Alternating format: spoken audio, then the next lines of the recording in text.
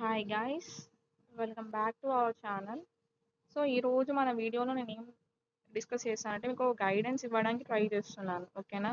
Guidance అంటే ఏం లేదండి, లైక్ మీకు ఒక అబ్రాడ్ ప్లాన్ ఉంటే అసలు మీరు అబ్రాడ్ ప్లాన్ని ఎలా చూస్ చేసుకోవాలి, ఏ కంట్రీ చూస్ చేసుకోవాలి, అందులో మీకు 5 టిప్స్ రియాలిటీ బేస్డ్ పైన చెప్పడానికి ట్రై చేస్తాను. సో ఈ వీడియో ఎండ్ వరకు చూడండి, స్కిప్ చేయడానికి ట్రై చేయకండి.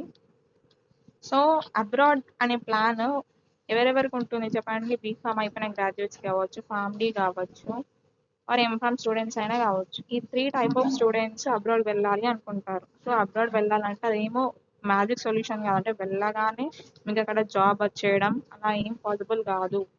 ఓకేనా? అసలు అబ్రాడ్ ప్లాన్ ఈ 3 డిగ్రీస్ చేసిన వాళ్ళు అంటే 3 సర్టిఫికేట్స్ ఉన్న వాళ్ళు ఎవరైనా చూస్తున్నట్టయితే మీకు ఇది హెల్ప్ అవుతుంది అనుకుంటున్నాను. ఓకేనా? సో ఏంటంటే అబ్రాడ్ అనేది ఒక మ్యాజిక్ సొల్యూషన్ కాదంటే మనం అబ్రాడ్ వెళ్ళగానే మనకు డైరెక్ట్గా మనీ మొత్తం ఓన్ చేస్తే మనం మొత్తం సెటిల్ అయిపోతాం అన్న మిత్ ఉంటే ఫస్ట్ ఆఫ్ ఆల్ అది రాంగ్ మిత్ అండి. ఎందుకో కూడా చెప్తాను. సో అబ్రాడ్లో సెటిల్ అవ్వాలి అంటే మీకు ఓన్లీ ప్లాన్ ఉంటే సరిపోదు, మీకు ఖచ్చితంగా హార్డ్ వర్క్ ఉండాలి, పేషెన్స్ ఉండాలి, మీకు మంచి స్కిల్స్ ఉండాలి.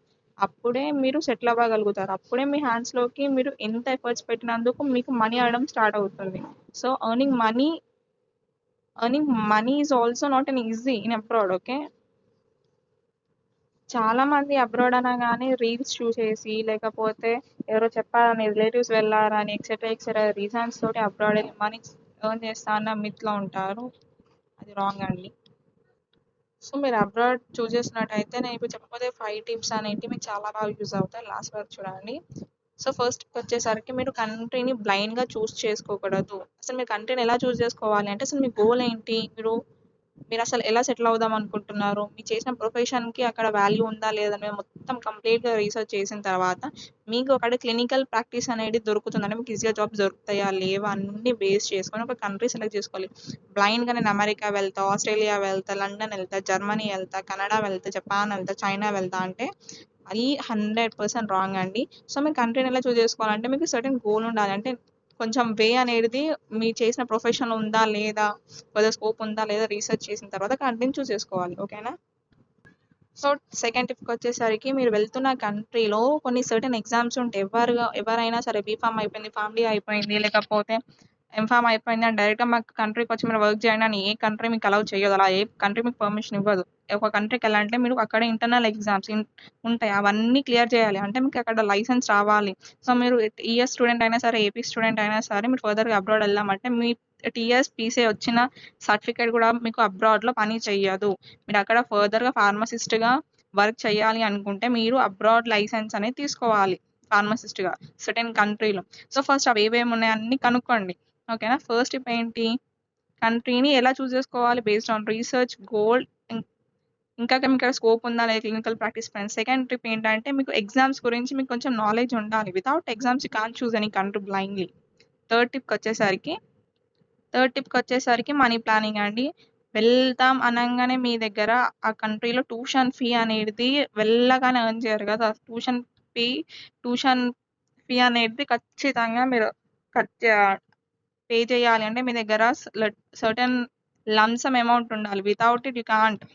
సో మనీ ఈజీగా రావు కదా. మనీ ప్లానింగ్ కూడా ఉండాలి. మీ మనీ అనేది మీరు ఎన్ని మంత్స్ అనేది చేయగలుగుతారు, మళ్ళీ ఇంటేక్ ఎలా ఉంది అన్నీ చెప్తాను 1 by 1. ఏంటంటే first of all money planning కూడా ఉండాలి. అంటే మీరు ఫైనాన్షియల్ కొంచెం స్ట్రాంగ్ ఉన్న ఫ్యామిలీస్ అయితే మీకు ట్యూషన్ ఫీ పేరెంట్సే కడతారు. కొన్ని ఫ్యామిలీస్ ఒకవేళ సపోర్ట్ చేసినా కూడా అంత బ్యాక్గ్రౌండ్ లేనేసరికి మీకు లోన్స్ అవైలబుల్గా ఉంటాయి. సో ఎలాంటి లోన్ పెట్టాలి ఎక్సెట్రా. ఒకవేళ ట్యూషన్ మనకి పార్ట్ టైం జాబ్స్ దొరకకపోయినా సరే మీరు అక్కడ ఎక్స్పెండిచర్ తట్టుకోవాలి అంటే ఫస్ట్ మీకు కొంచెం ఫైనాన్షియల్ సపోర్ట్ ఉందా లేదా అన్ని ఫ్యాక్టర్స్ చూస్ చేసుకొని చేయాలి.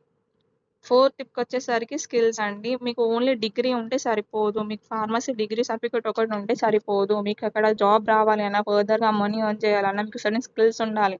సో మీరు ఒక్కరే వెళ్ళారు కదా. ఇప్పుడు 100 మెంబర్స్ ఉంటే అందులో అట్లీస్ట్ 10 మెంబర్స్ అబ్రాడ్ వెళ్తారు. ఆ 10 మెంబర్స్లో మీకెందుకు అంత అంటే కొంచెం స్పెసిఫిక్గా ఉండాలి చెప్పండి. ఇక్కడ ఉన్నా సరే మీకు ఎర్న్ చేయాలి, ఎక్కడైనా సరే సర్వైవ్ అవ్వాలి, మనీ రావాలంటే మీ దగ్గర సర్టెన్ స్కిల్స్ ఉండాలి. Without skills you can't earn. So మీరు అబ్రాడ్ ప్లానింగ్ ఉంటే మీ వెళ్ళబోయే కంట్రీలో ఎలాంటి స్కిల్స్ కావాలో ఫస్ట్ అది నేర్చుకోండి. ఫిఫ్త్‌కి వచ్చేసరికి మీకు బాగా పేషెన్స్ ఉండాలండి. ఎందుకంటే మీరు వెళ్ళగానే మీ డిగ్రీతో పెద్ద జాబ్ అనేది రాదు. It's myth. సో, మీరు ఎలా ఉండాలంటే మీరు ఫ్లెక్సిబుల్‌గా ఉండాలి యాస్ ఎ స్టూడెంట్.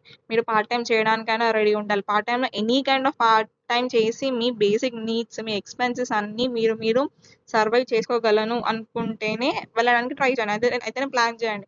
మీకు పేషెన్స్ లేకపోతే సడెన్‌గా వితిన్ 1 డే మీరు వెళ్ళగానే మీరేమైనా సీఎమ్మా, పీఎమ్మా వెళ్ళగానే మీకు ఏ ఫలానా అని చెప్పి మీకు జాబ్ ఇవ్వడానికి అక్కడ కూడా చాలా స్ట్రగుల్స్ ఉంటాయి. It's not an easy. In fact చెప్పాలంటే ఇండియాలోనే మనం రిఫరెన్స్ పెట్టుకోవచ్చు. కానీ అబ్రాడ్‌కి వెళ్ళిన తర్వాత నువ్వు నాకు ఇలా హెల్ప్ చేయి అంటే కూడా దే కాంట్. ఎందుకంటే వాళ్ళే రిఫరెన్స్ కింద వచ్చిన వాళ్ళు వాళ్ళకి హెల్ప్ చేస్తారంటే 100% గ్యారంటీ అని హోప్ పెట్టుకోకండి. ఎవరు ఎంత ట్రై చేసినా they can only help until your basic needs. అని ఇలా పార్ట్ టైమ్ చెయ్యి, అలా చెయ్యి అని చెప్తారు కానీ ఇక్కడ చెయ్యు పార్ట్ టైమ్ ఇంత ఇస్తారు, నువ్వు ఇక్కడ ఇంతే చేసావు అంటే ఎవరు చెప్పరు. సో, ఫస్ట్ థింగ్ పేషెన్స్ ఉండాలి.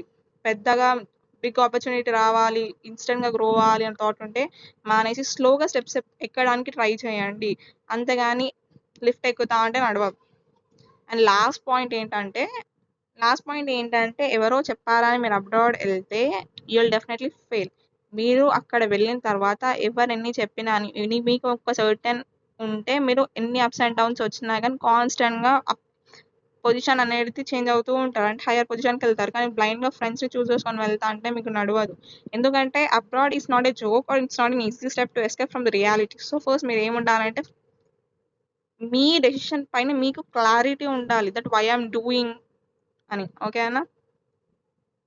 సో, ఎవరికైనా ఫర్దర్‌గా స్పెసిఫిక్‌గా యూఎస్ఏకెళ్ళాలి, కెనడాకెళ్ళాలి, రష్యాకెళ్ళాలి, జర్మనీకెళ్ళాలి ఎక్సెట్రా ఎనీ స్పెసిఫిక్ కంట్రీ ఉంటే ఆ ఎగ్జామ్ రిలేటెడ్‌గా మీకు ఫర్దర్ ఏ క్వరీస్ ఉన్నా గానీ లైక్ ఇంటర్నల్ ఎగ్జామ్స్ ఏముంటాయి, ఎలా రాయాలి, దానికి ఎలా ప్రిపేర్ అవ్వాలి, ఫర్దర్‌గా ఏ గైడెన్స్ కావాలి అనుకున్నా సరే మన ఛానల్‌లో అప్‌లోడ్ చేయడానికి ట్రై చేస్తాను. ఓకేనా? సో, వితిన్ 1-2 వీక్స్‌లో మాత్రం ఈ టాపిక్స్ అన్నిటిపైన మీకు వీడియోస్ అనేవి మన ఛానల్‌లో ఉంటాయి. ఫర్దర్ ఇంకా ఏ డౌట్స్ ఉన్నా గానీ not only related to abroad ఇంకేదైనా సరే మీ డౌట్స్ అన్నీ కామెంట్ సెక్షన్‌లో మెన్షన్ చేయండి. I'm ready to help you and guide you. ఓకేనా? And thank you for watching. ఇంత ఎఫర్ట్స్ పెట్టి వీడియో చేసినందుకైనా ఒక లైక్ చేయండి అండ్ మన ఛానల్‌ని సబ్స్క్రైబ్ చేయండి.